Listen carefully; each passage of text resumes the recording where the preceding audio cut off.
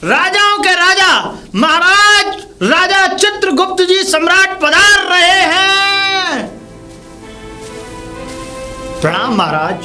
प्रणाम प्रणाम। और महामंत्री, हमारे राजपाट में कैसा चल रहा है और क्या खबर लाए हैं? बस महाराज, राजपाट में सब अच्छा चल रहा है। जब आप जैसे अच्छे राजा हों तो क्यों ना राजपाट में सब कुछ अच्छा चलेगा। और रियाया में आप घूमे या नहीं? रियाया की जानकारी लेते रहिए।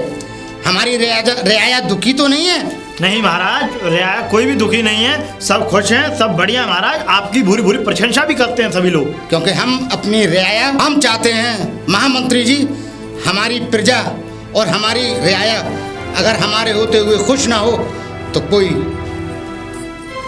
ये बहुत बड़ी गलत और अनर्थ बात हो जाएगी। सही बात है महाराज। हम चाहते हैं हर एक खुशहाल रहे हमारी हुकूमत में। सुनो महामंत्री, हमारा आदेश है आपके लिए। कहिए महाराज। कि जो पुराने कुएं हैं जी, वो सब नीचे पड़ गए हैं और हमारी प्रजा को बहुत परेशानी होती है। हम चाहते हैं कि आप इसके अंदर पूरे और छोर में जितनी भी हमारी रियाया के बीच में जितने भी मोहल्ले और वो गलियां और कस्बे जितने भी हैं सब में कुएं खुदवाए जाएं। नहीं, ठीक है महाराज, ये हमारा आदेश है आपके लिए। आपका आदेश जरूर मान्य होगा महाराज। और उसके बाद में इंतजाम किया जाए कि हम गंगा स्नान के लिए जाना चाहते हैं। महाराज, गंगा स्नान के लिए? हाँ महाराज, मैं इस विषय में कुछ बातें कहना चाहता हूँ, आज्ञा हो तो। हाँ कहिए कहिए कहिए कहिए महामंत्री जी, आप क्या कहना चाहते हैं? महाराज, मैं ये कहना चाहता हूँ कि देखिए, आप गंगा स्नान के लिए जाना चाहते हैं तो पहले हम जो है गुरुदेव के पास जाएंगे और गुरुदेव के पास जाकर के हम उनसे शुभ मुहूर्त निकलवा के लाएंगे, शुभ दिन निकलवा के लाएंगे कि हमें किस दिन गंगा स्नान के लिए अपने घर से निकलना चाहिए। महाराज महामंत्री जी, स्नान हमें करना है और आप इजाज़त उनसे लेने जाएंगे? महाराज देखिए, ये जितने भी गंगा स्नान के कार्य होते हैं और जो भी शुभ कर्म होते हैं वो सभी जो है बड़े बड़े विद्वान ब्राह्मणों के आदेश अनुसार किए जाने चाहिए। अगर उनके आदेश अनुसार ये काम नहीं किए जाते तो फिर हमें बड़ी अनहोनी से गुजरना पड़ेगा महाराज। अच्छा, ठीक है महामंत्री जी। जी महाराज, जो आपको ठीक लगता है। ठीक है महाराज, जो आपकी आज्ञा हो। मंत्री जी, जी महाराज। जब आप जा ही रहे हैं जी, तो आप उन पंडितों से ये भी पूछिए कि कुएं कब खुदवाए जाएं, इसका भी शुभ मुहूर्त निकलवा के लाइए। ठीक है महाराज। अब आप जा सकते हैं शाही महल से। ठीक है महाराज की जय। अगर आज हमारे महामंत्री हमारे साथ न होते, हम क्या क्या चीज़ पर गौर कर पाते, क्या क्या चीज़ देख पाते। ये तो अच्छा है कि हमारे महामंत्री बहुत अक्लमंद भी हैं और बहुत आगे तक की सोच रखते हैं। कजरी, कजरी। जी महारानी। इतनी देर में आती हो? मुझे ऐसा लगता है तुम्हें सुनाई नहीं देता। नहीं मालकिन, गलती हो गई। कहाँ थी तुम अब तक? वो मैं यहीं पे थोड़ा सा काम देख रही थी महारानी, कबीले में। अच्छा, हमने उस लोहार को बुलाने की वो भिजवाई थी, आया या नहीं? महारानी, मैंने जो है उसके लिए आदेश प्रमाण पत्र भेज दिया है आने के लिए। देखती हूँ मैं अभी तक क्यों नहीं आया। अभी तक क्यों नहीं आया? अरे तुम्हें खुद जाना चाहिए था, उसे बुला के लाना चाहिए था। तुम्हें पता है हमें हमारे हथियार बनवाने हैं। हथियार बनवाने हैं? हाँ। क्यों महारानी, क्या हो गया? तुम जानती नहीं हम हथियार किस लिए बनवाते हैं? कम से कम हमें 21 लोगों की बलि चाहिए। अगर हमारी 21 लोगों की बलि पूरी नहीं हुई ना तो उसमें 21 भी तुम होगी, इतना ध्यान रखना। नहीं महारानी, मैं बस अभी जाती हूँ। अभी जाती हूँ, देखती हूँ कैसे नहीं आया। तुरंत जाओ और उस लोहार को बुला कर लाओ, वरना हम उसे खाने कमाने लायक नहीं छोड़ेंगे। समझी तुम? जी महारानी। जाओ यहाँ से। जैसा महारानी का हुक्म। अगर वो लोहार नहीं आया तो मैं तुम्हारी गर्दन काट के उन्हीं मुंडों में जमा कर दूंगी जहाँ वो पड़े हैं। समझी तुम? नहीं नहीं नहीं महारानी, मैं बस अभी ही जाती हूँ। अभी जाकर देख कर लाती हूँ कि क्यों नहीं अभी तक आया वो। जल्दी बुला कर लाओ। महारानी की जय हो। और हाँ, कबीले के सारे लोगों को इकट्ठा करो, आज हम कुछ फैसला सुनाने वाले हैं। दफान करो यहाँ से। जी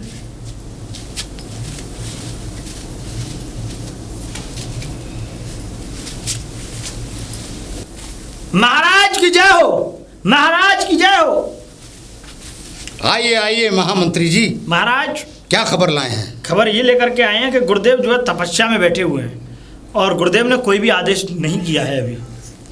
गुरुदेव तपस्या में बैठे हुए हैं और कोई आदेश नहीं दिया है, तो आपने उनकी तपस्या क्या रोक कर उनसे कहा था या उन्होंने सुना नहीं? महाराज जब उन्होंने तपस्या कर रहे थे तो उन्होंने कुछ बोला ही नहीं। मैंने बहुत तो आप वापस आ गए, यूं कहिए। जी महाराज, मैं वहाँ से वापस आ गया। महाराज गुरुदेव अपने उसमें तपस्या में बैठे हुए हैं तो मैं क्या करता हूँ? बताइए महाराज को, ये तो मामला खराब हो गया। हम पहले ही कह रहे थे कि मतलब हमारे फैसले पर काम करिए आप, मगर आपने कहा कि हम वहाँ जाएंगे और एक शुभ मुहूर्त निकलवाएंगे। वैसे महाराज एक बात आपको मैं बता दूं कि देखिए, जब आपने गुरुदेव बनाए हैं तो गुरुदेव की आज्ञा का पालन भी करना चाहिए। वैसे मैं आपसे बड़ा तो नहीं हो जाऊंगा, लेकिन पर एक वैसी बातें ज़रूर करूंगा कि जो हम चाहते हैं, जैसे गुरुदेव के बिना कोई भी चीज़ हमेशा अधूरी रहती है। तो अब ये बताइए, अब हम गंगा स्नान करने कैसे जा सकते हैं? फिर आपने इजाज़त ली नहीं, उन्होंने इजाज़त दी नहीं, तो काम कैसे होगा? तो महाराज आप कुछ दिन के लिए प्रतीक्षा कर लें। मंत्री, हम प्रतीक्षा नहीं कर सकते और हम गंगा स्नान अभी जाना चाहेंगे। महाराज मैं आपसे फिर एक बार कहता हूँ कि आप कुछ दिनों के लिए प्रतीक्षा कर लें। अरे गुरुदेव जब अपने उससे उठ जाएंगे तो फिर उसके बाद में वो बता देंगे मुहूर्त, हम चलेंगे महाराज। उनकी तपस्या की कोई पता है कि गुरुदेव कब उठेंगे? कोई पता नहीं है उनके। और तपस्या तो तपस्या होती है, न जाने कितने दिन की तपस्या हो रही है। ठीक है महाराज, जैसा भी आपको उचित लगे। मंत्री जी, हमारे आदेश का पालन किया जाए और हम गंगा स्नान करने इसी वक्त जाएंगे और हमारी शाही सवारी तैयार की जाए और हमारी सेना को कह दीजिए कि महाराज निकलने वाले हैं, तो तैयार हो जाएं निकलने के लिए। सुनिए महामंत्री जी। कहिए महाराज। 200 जवानों की पलटन और 2 हाथी, ठीक, और 100 घोड़े हमारे साथ रवानगी की जाए और शाही बग्गी तैयार की जाए। ठीक है महाराज, जो आज्ञा महाराज।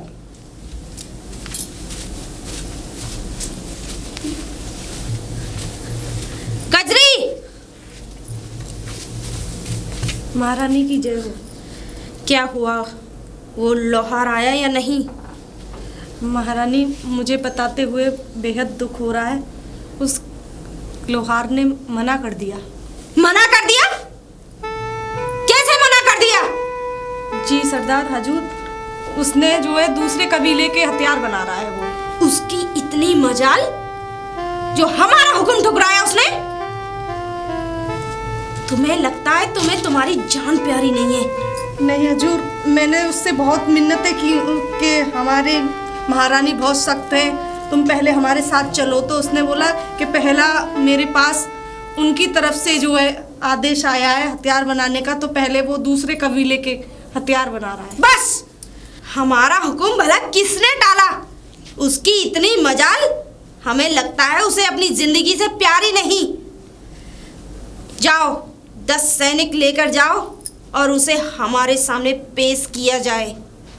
हमारे पास वक्त नहीं है, जाओ। जी हजूर। उस लोहार की इतनी मजाल जो हमारा हुक्म डाला। हमारा? अरे हम इस कबीले की महारानी है, सरदार है इस कबीले की।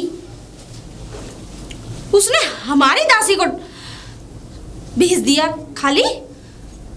उसकी इतनी मजाल, आज तक हमारी जबान से जो निकला है वो पत्थर की लकीर हुई है, लेकिन इसकी इतनी हिम्मत। अब हम इसे जिंदा नहीं छोड़ेंगे, चाहे हमारे हथियार बने या नहीं बने। इसके भी मुंड को काट के उन्हीं 2100 मुंड में जमा कर देंगे जो हम पिछले 1 साल से करते आ रहे हैं। महाराज की जय हो, महाराज की जय हो। आइए महामंत्री जी, क्या खबर लाए हैं? महाराज 200 सैनिकों की पलटन, 2 हाथी, 100 घोड़े और 1 शाही बग्गी तैयार है महाराज। क्या बात है, वाह।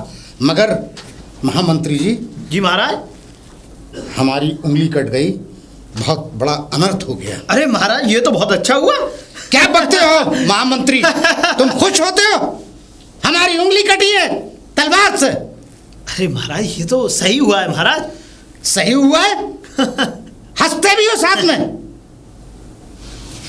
मामूली उंगली कटी है महाराज की, तुम्हारे की, और तुम ठट्ठे लगा रहे हो महल के अंदर। जानते हो महामंत्री, हम सबसे ज्यादा आप पर भरोसा करते थे, आप भी हमारे नहीं हुए। आप हमारी सेना के और हमारी प्रजा के क्या होंगे?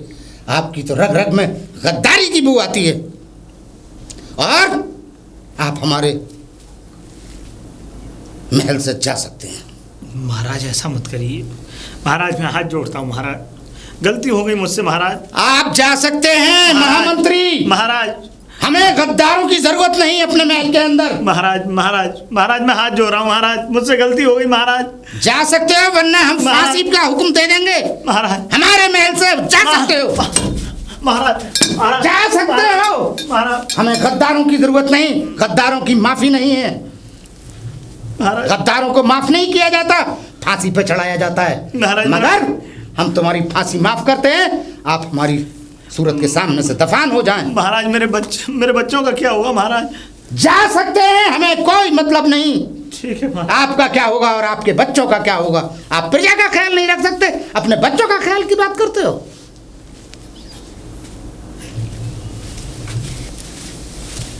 महारानी साहिबा, आपने लोहार का कत्ल करके अच्छा नहीं किया। वैसे तुम मुझे मत सिखाओ हमने क्या किया क्या नहीं किया।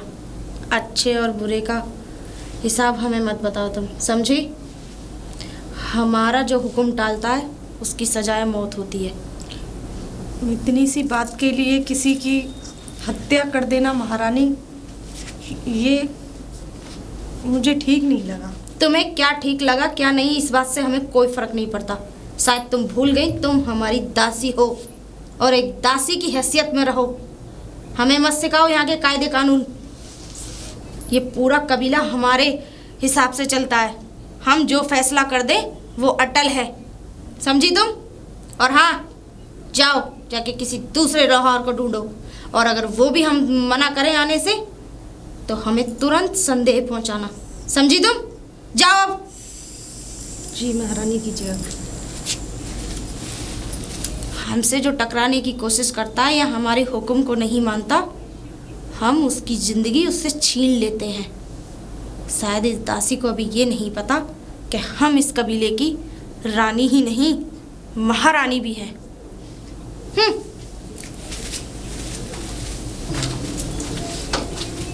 कजरी। जी महारानी। आज हम जंगल में शिकार करने जाएंगे। शिकार करने? हाँ, चलो हमारे साथ। जी महारानी, आओ। फासले की शाम हो गई और हमें कोई शिकार हत्थे नहीं लगा, और हम अपने शाही महल जब तक नहीं जाएंगे वापस, जब तक कि हमें कोई शिकार न मिलेगा। देखते हैं नदी को पार करके, शायद हमारा शिकार हमें मिल जाए। महारानी साहिबा, हमें इतना वक्त गुजर गया, काफ़ी समय हो गया, अभी तक कोई शिकार नज़र नहीं आया। सुबह से शाम हो गई, अभी तक कोई शिकार हमारे हत्थे ही नहीं चढ़ा है। हमें समझ में नहीं आ रहा है आखिर में। पहले तो हमें आते देर नहीं होती थी जंगल में, हमारा शिकार हमारे सामने होता था। लेकिन एक बात ध्यान रखना, हमें चाहे इस जंगल में रात्रि ही क्यों ना बितानी पड़े, लेकिन हम अपना शिकार पाकर ही जाएंगे। मुझे नहीं लगता रानी साहिबा आज हमें यहाँ कोई शिकार मिलेगा। मिल गया हमें हमारा शिकार, मिल गया। वो देखो। हाँ रानी साहिबा, कुछ नज़र तो आ रहा है। कुछ नज़र नहीं आ रहा है, बहुत बड़ा नज़र आ रहा है।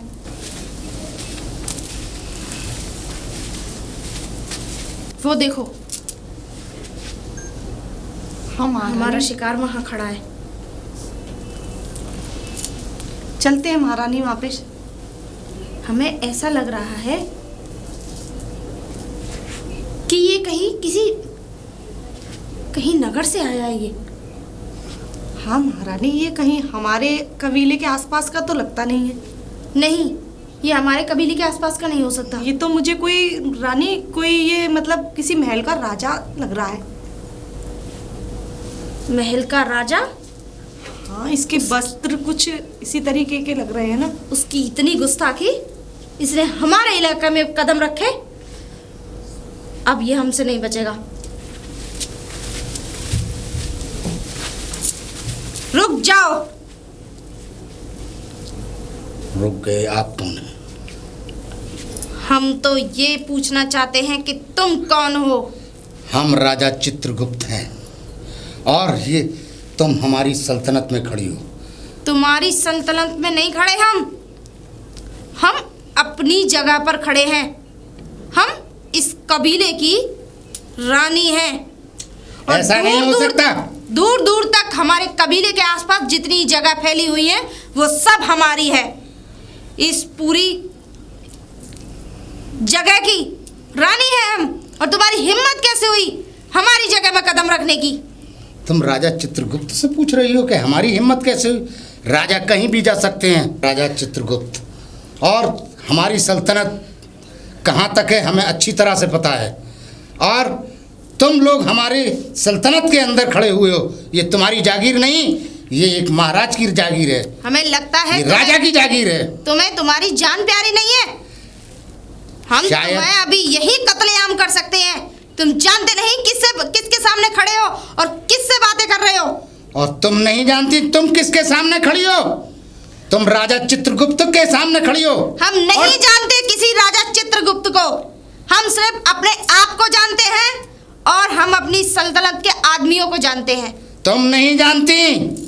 राजा चित्रगुप्त को पूरा हिंदुस्तान जानता है और दुनिया के लोग जानते हैं। हमें लगता है कि तुम यहाँ से जिंदा वापस बच के नहीं जाओगे। हम तो जरूर जाएंगे यहाँ से जिंदा। तुम अपने बारे में सोचो लड़की, अपने बारे में, सिर्फ अपने बारे में सोचो कि तुम राजा के सामने खड़ी हो और ये शस्त्र देखा है राजा के हाथ में? ये तलवार ये है। तलवार हमारे हाथ में देखी है? तुम शायद जानते नहीं, हमारी तलवार की धार इतनी तेज है कि अच्छे अच्छे राजाओं का सर धड़ कर सकती है। तुम नहीं जानती कि हमारे पास पूरी सल्तनत है, फौज है, सिपाही हैं। तुम्हारे पास हम जब चाहें तुम्हें बंधवा के और अपने शाही महल में फांसी का हुक्म दे सकते हैं, तुम्हें फांसी दे सकते हैं। तुम नहीं जानते कि तुम किसकी जमीन पर खड़े हो। क्या हम तुम अपने इस वक्त हमारे इलाके में हो। तुम्हारी चलती होगी तुम्हारे इलाके में, लेकिन यहाँ हमारा इलाका है। क्या हम अपनी सल्तनत में नहीं हैं?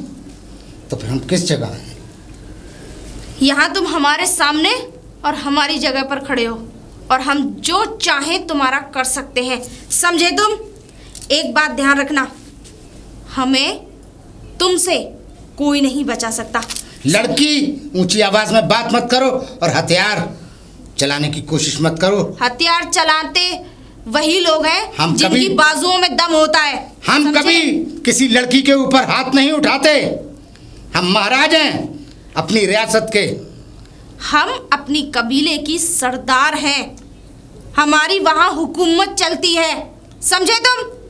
और तुम्हारी इतनी बड़ी गुस्ताखी कि तुम हमारे सामने खड़े होके अपनी जबान हिला सको, हम तुम्हारी जबान ही काट के फेंक देंगे। तुम नहीं जानती कि तुम कितनी बड़ी बात कर रही हो। एक महाराज के खिलाफ जा रही हो। देखो लड़की, हम कभी भी किसी की सरहद में नहीं घुसते हैं और अगर घुस गए हैं तो हम एक राजा हैं और राजा का शस्त्र चलाने में पीछे नहीं हटेगा। तुम बचकर नहीं जा सकती। तुम शायद हमें नहीं जानते कि हम कितनी बड़ी। बचकर नहीं जा सकती लड़की। आज मैं तुझे पीस पीस कर दूंगा। नहीं बच पाएगी। आज तेरी रियासत रहेगी, तेरी रियासत में हम तुझे मार के छोड़ेंगे, तुझे जिंदा नहीं छोड़ेंगे लड़की। आज तेरी रियासत में तुझको दफन करके जाएंगे।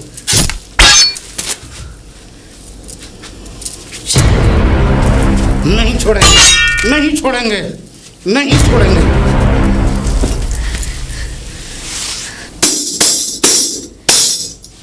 कचरी सुनो, ये पकड़ो, जाओ पूरे कबीले में शोर मचा दो, जश्न की तैयारी करी जाए, क्योंकि आज हमने एक शिकार पकड़ा है और उसकी बलि देंगे।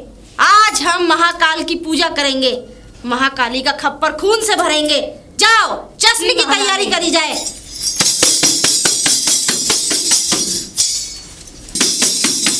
सुनो सुनो सुनो सुनो सभी कबीले वासियों सुनो, आज महारानी का हुक्म है, आज शाम को जश्न मनाया जाएगा। सुनो सभी कबीले वासियों सुनो। क्या बात है, कैसे शोर मचा रही है? शोर नहीं मचा रही सरदार, मैं जो है जश्न की तैयारियां करवाना चाहती हूँ। जश्न? हाँ, आपको नहीं पता? कैसा जश्न बेटी? जो आपकी बेटी है उन्होंने आज बहुत बड़ा एक शिकार किया है। अच्छा। एक महाराजा का किसी का शिकार किया है उन्होंने, उसकी वो बलि देना चाहती हैं आज शाम को। अच्छा। तो उसी के बारे में मैं सब कबीले वालों को बता रही थी। उन्होंने, महारानी ने बोला है कि शाम को कबीले में जश्न मनाया जाएगा, उसकी बलि दी जाएगी। अरे वाह, मतलब हमारी बेटी एक राजा को पकड़ के लाई है जी, बलि वो- देने के लिए। बहुत बढ़िया, बहुत बढ़िया। वैसे है कहाँ हमारी बेटी? महारानी वहाँ कबीले में है। चलते हैं, चलो। आइए। सुनो सुनो सभी कबीले वासियों सुनो। बेटी, बेटी। जी बापू। बेटी, हमने सुना है कि तुमने एक नगर के राजा को बंदी बना के यहाँ रखा है और तुम उसकी बलि दोगी। सही सुना है बापू आपने।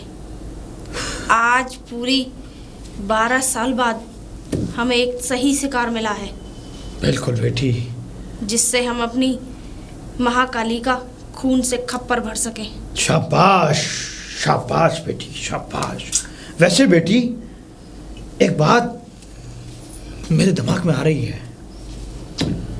वो बात ये कि बेटी, जिस राजा को तुमने बंदी बना के रखा है, राजा तो पूरे राज्य का मालिक होता है, तो बेटी राजा की बलि चढ़ाना क्या उचित रहेगा? बापू, शायद आप एक बात भूल रहे हैं। हम उसकी हुकूमत में हम उसे टच भी नहीं कर रहे। वो शायद जानता नहीं उसने हमारे इलाके में आके कितनी बड़ी गुस्ताखी की है, और उसने हम पे वार भी किया। वाह वो बेटी। तो हमने अपनी तंत्र शक्तियों से उसे बेहोश कर दिया और हम इसे ले आए, और हमारे लिए शिकार से बढ़कर कुछ नहीं। बिल्कुल बेटी, हम हमारे नहीं लिए। जानते कि वो चाहे किसी भी राज्य का राजा सही, हम नहीं जानते वो कौन है कौन नहीं। हमें ये जानना ज़रूरी नहीं, हमें ये जानना ज़्यादा ज़रूरी है कि वो हमारा शिकार है और हम आज उसकी बलि देंगे, और आज बहुत बड़ा जश्न मनाया जाएगा कबीले में। हमारे लिए आज का दिन जश्न का दिन होगा। जी बापू। बेटी, हमें तुम्हारे ऊपर गर्व है कि तुम हमारी बेटी हो। और हाँ बेटी, सबके लिए तुमने निमंत्रण भिजवा तो दिया ना? जी बापू। बहुत अच्छे, हमने बहुत पूरे अच्छे। कबीले में शोर मचवा दिया कि आज बहुत बड़ा जश्न होगा महाकाली के मंदिर में। ठीक है बेटी। और हाँ, नौकरों से भी कह दो कि उसको जो है थोड़ा निला धुला करके उसके ऊपर इत्र छिड़का जाए। जी बापू, आप बिल्कुल फिक्र ना करें। हम अपने शिकार को ऐसे ही बलि नहीं देंगे। बिल्कुल बेटी। हम उसे नहला धुला के इत्र छिड़क कर उस पर तब उसकी बलि देंगे। बिल्कुल बेटी। अब हम आज्ञा चाहते हैं। बिल्कुल बेटी, आज्ञा है। जश्न की तैयारियां कराई जाए। जी बापू। हमारा मुकुट भी उतार लिया गया और हमें बंदी बना के लाया गया है। हम तुम्हें छोड़ेंगे नहीं लड़की। अच्छा, तुम्हारी अकड़ अभी तक गई नहीं? ये महाराज की अकड़ नहीं जा सकती। अभी कुछ थोड़ी सी ही देर में तुम्हारा धड़ अलग से किया जाएगा ना, तो तुम्हारा बोलना बिल्कुल बंद हो जाएगा, समझे? हमारा धड़ अलग करोगे तुम? अरे राजा को बांध के, अरे राजा के हाथ तो खोल के देखो, पता चल जाएगा कि इन हाथों में कितनी ताकत है शस्त्र चलाने के लिए। अभी तो हंस लो तुम, हंस लो, जी भर के हंस लो। हमारा वक्त जाया हो रहा है, हम अभी और इसी वक्त इसकी बलि चढ़ा देना चाहते हैं। जरा हाथ खोल के देख लड़की, हमारे बाजुओं में अभी बहुत ताकत है। ये महाराज अपनी रियासत के महाराज हैं, अपने नगर के महाराज। अरे होगा तू कहीं का महाराज, लेकिन अभी तू एक बेचारा बनकर हमारे सामने खड़ा है, समझा तू? बेटी जरा हाथ खोल के देख, तब तुझे पता चलेगा। इस महाराज की ताकत का अंदाजा तुझे जब लगेगा। बेटी हमें लगता है तुझे मरने का कुछ ज्यादा ही शौक है। जी बापू। बेटी, जब बकरे की बलि दी जाती है ना, तब वो फड़फड़ाता है। उसी तरीके से ये भी, इसको भी भय नहीं है, ये फड़फड़ा रहा है। जैसे ही इसकी गर्दन से तलवार उतरेगी, इसकी बोलती बंद हो जाएगी। वक्त बताएगा बुड्ढे, जरा हाथ खोल के तो देख कि महाराज के बाजुओं में कितनी ताकत है अभी शमशीर चलाने की। अभी तलवार देरी ना हमारे और हमसे इसकी बकबक और बर्दाश्त नहीं होती। हम चाहते हैं इसे अभी की अभी कत्लेआम करें। रुक जा बेटी, मैं इसको जरा देख लूं, उसके बाद ही इसकी बलि चढ़ाएंगे। मेरी छड़ी तो पकड़।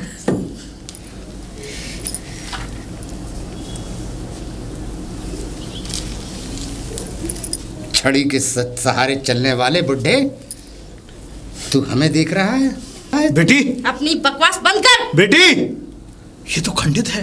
क्या? ये बलि देने लायक नहीं है।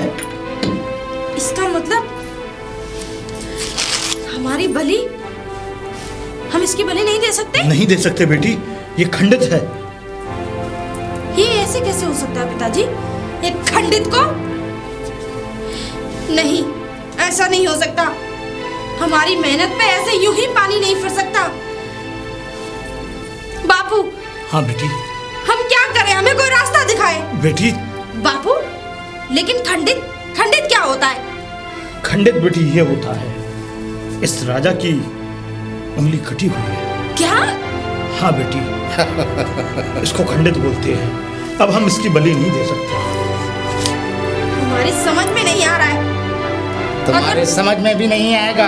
अगर तू खंडित था तो तूने पहले क्यों नहीं बताया? हमारी तपस्या, हमारी इतनी वर्षों की तपस्या भंग हो गई। अभी और इसी वक्त इसको हमारे नगर से बाहर निकाल दिया जाए, बाहर भेज दिया जाए इसे अभी। हाँ बापू, अगर ये हमारी नजरों के सामने और रहा तो हम अपना आपा खो बैठेंगे। बाहर भेज दिया जाए, फेंक दिया जाए इस तबाही को यहाँ से। इसे ले जाओ और इसे खोल के बाहर भेज दो। हमारे सीमा से इसको बाहर निकाल दो। जी सरदार। हमारी सीमा से इसे कोसों दूर फेंक के आना। बापू ये बेटी, हम इस राजा की बलि नहीं दे सकते थे। क्यों? क्योंकि अगर हम इस राजा की बलि देते माता रानी को, तो माता रानी रुष्ट हो जाती और हमारे इस कबीले पर बड़ी बड़ी परेशानियां टूट पड़ती। बापू, हम शिकार पे जाना चाहते हैं।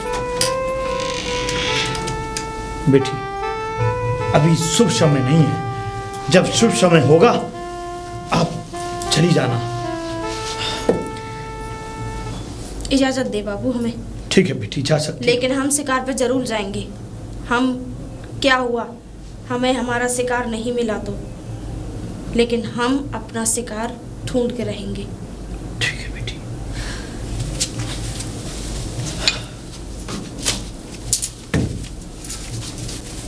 महाराज की जय हो, महाराज की जय हो। आइए आइए महामंत्री जी। महाराज, मैं क्षमा प्रार्थी हूँ आपके सामने। नहीं महामंत्री, आप क्षमा नहीं, क्षमा हमें मांगनी चाहिए आपसे। नहीं महाराज, आप हमारे, ये समझ लीजिए, जिस दिन हमारी वो उंगली कटी थी और आप हंस रहे थे, हम उस दिन बहुत क्रोधित थे। मगर हमें पता चला कि वो उस दिन बहुत अच्छा हुआ था। आप जानते हैं, आज आपकी उस उंगली के कटने की वजह से हमारी जान बची। हम शिकार खेलते खेलते दूसरे प्रांत में निकल गए और एक कबीले के अंदर हम पहुंच चुके थे।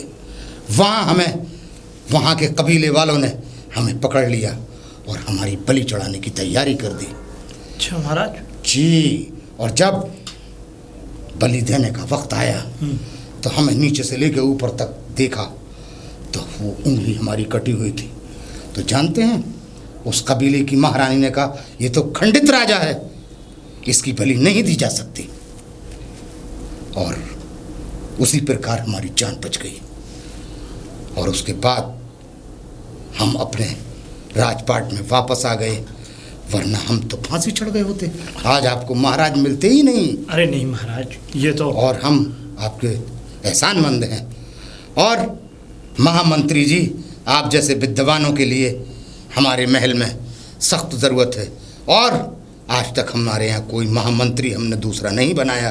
आपकी कुर्सी आज भी खाली है और आप अपनी शाही कुर्सी पर विराजमान होइए। ठीक है महाराज, जैसी आपकी आज्ञा। महाराज की जय हो। और उस दिन हम आप जानते हैं, हम बिना गुरुजी की इजाज़त के और उनकी तपस्या को छोड़कर हम चले गए थे और हमारी उंगली कट गई थी। जी महाराज। इसलिए हमेशा ब्राह्मणों का मान सम्मान उनका सबसे ऊपर होना चाहिए। बिल्कुल महाराज। और उनकी बिना उसके कभी कहीं नहीं जाना चाहिए। पहले उनसे मुहूर्त निकलवाइए, बिल्कुल तब ही आप बाहर निकलिए। जी महाराज। और आपको 2 ओहदों का मालिक और बनाते हैं। अरे महाराज। आज आप मंत्री हैं, महामंत्री से भी महामंत्री। महाराज की जय हो। अपनी कुर्सी पर विराजमान हुई।